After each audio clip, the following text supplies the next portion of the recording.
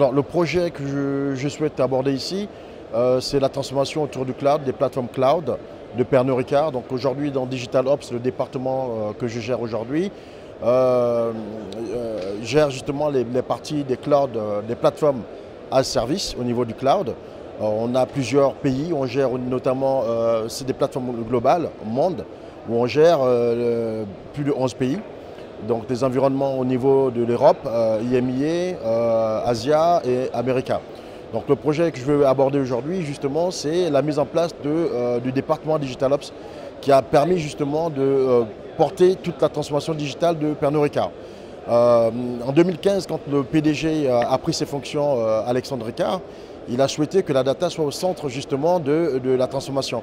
Donc que nous soyons une data-centric company pour pouvoir justement délivrer un service autour de data, avec l'analyse des données, donc du machine learning, du DevOps et du cloud. Donc moi je suis arrivé chez Pernod Ricard il y a environ 2 ans de cela pour accompagner cette transformation.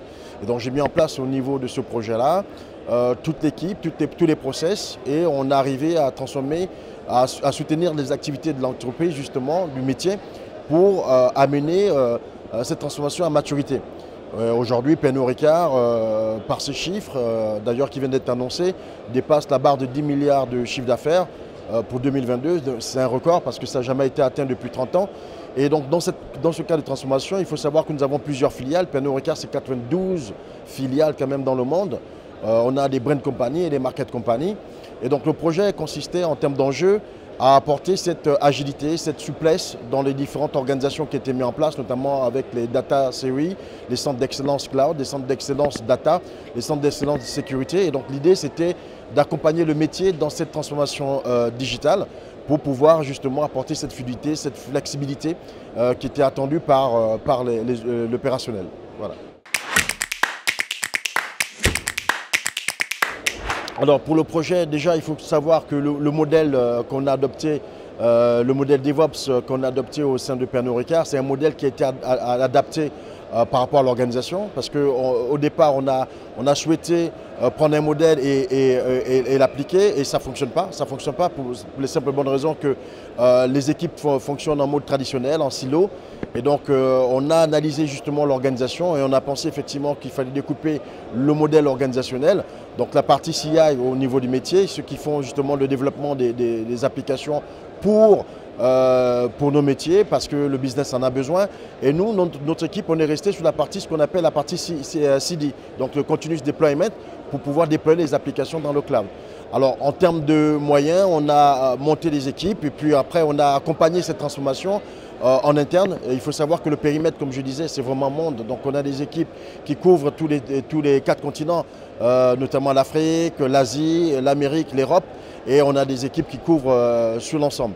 Alors dans le projet de Pernod Ricard, dans la phase de transformation, au sein de Digital Ops, on a aussi pris toute la partie des clouds en plateforme as service.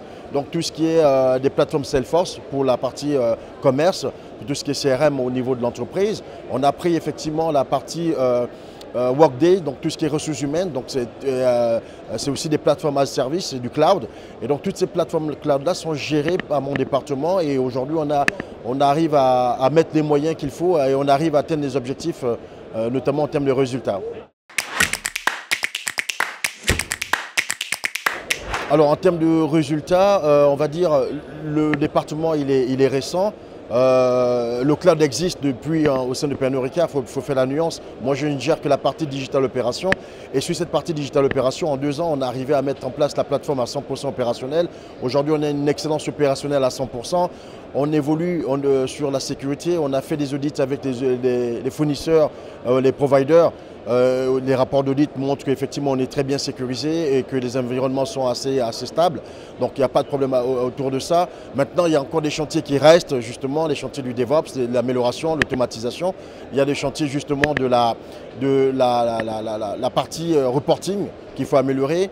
On continue sur le run avec tout ce qui est gestion des incidents, gestion des demandes, etc. Donc aujourd'hui, on arrive quand même à une satisfaction en termes global sur le projet de transformation qui n'est pas terminé, qui est toujours en cours puisque c'est un projet qui va sur plusieurs années. Mais aujourd'hui, on voit bien les retombées financières puisque notre transformation, elle est basée sur le métier, elle est basée sur l'activité même de l'entreprise avec toutes les différentes filiales au niveau mondial. Donc aujourd'hui, on a une vue assez claire. En 5 ans de transformation sur les data, on arrive à une plateforme assez sécurisée, une plateforme opérationnelle, une plateforme qui répond aux besoins. Ensuite, par rapport à la partie Salesforce, Salesforce, il faut préciser que ça a été lancé il y a une dizaine d'années, en 2012, et donc on a beaucoup plus de recul sur la partie Salesforce, où on arrive à des résultats assez simples. Je vais en citer 4. Les résultats pour Salesforce, on est arrivé à automatiser et à rajouter de la sécurité sur nos plateformes Salesforce. On est arrivé à développer justement des modules de gestion des licences avec les notions de refacturation en interne dans l'entreprise, entre régions, en différentes régions au niveau mondial. On est arrivé aussi, comme résultat, à gérer, à intégrer les solutions de backup, parce qu'il faut savoir que Salesforce comme plateforme cloud n'amène pas potentiellement une solution, n'est pas embarquée en fait une solution de cloud, de backup pour les données. Donc on a dû prendre une solution tierce et on a mis en place, et aujourd'hui c'est totalement fonctionnel, et depuis 2-3 ans ça fonctionne bien. Donc on arrive à des résultats assez satisfaisants sur cette partie et on est très fiers du chemin parcouru. Bien sûr, l'aventure n'est pas terminée, on est encore dans la transformation et c'est déjà positif. Alors, oui, j'aurais 2 conseils en termes d'organisation. Les conseils que je peux donner, c'est sur l'organisation. Lorsqu'on veut entreprendre une transformation purement technique dans le sens du cloud avec des plateformes cloud as service, des PaaS. Donc nous, on utilise les PaaS avec la data, je disais tantôt, avec le machine learning, l'intelligence artificielle, etc. Donc quand on veut mettre ces genres de projets en place, il est très important de bien choisir et d'adapter le modèle de DevOps qu'on veut mettre en place. Ça veut dire que, comme je l'expliquais dans notre cas, nous, on a voulu prendre un modèle et l'adapter.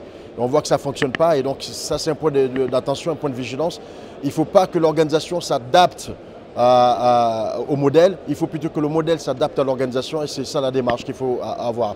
Ensuite, le deuxième conseil que je peux donner, c'est par rapport justement aux plateformes Salesforce. Sur les plateformes Salesforce, on va avoir des organisations. Nous, dans notre cas, nous, on a une vision globale, monde. Donc c'est un grand groupe, ça accompagne notamment une vision où on a des problématiques en Europe, des problématiques en Asie, des problématiques aux États-Unis, on a plusieurs filiales, on a plusieurs process et ce n'est pas toujours les mêmes, les interlocuteurs, les intervenants qui viennent. Donc quand on est dans cette configuration, on pense que sur la partie Salesforce, il est important d'avoir et de mettre en place ce qu'on appelle une organisation globale au sein de Salesforce. Parce qu'on ne peut pas gérer, on peut mutualiser les environnements. Et donc mon conseil, c'est vraiment, il faut penser à une centralisation de son organisation pour pouvoir gérer la gouvernance au niveau de Salesforce, gérer les règles, la cohérence et gérer aussi les releases de manière globale dans le cadre d'un déploiement au niveau mondial comme on le fait au niveau de Salesforce pour Pernod Ricard.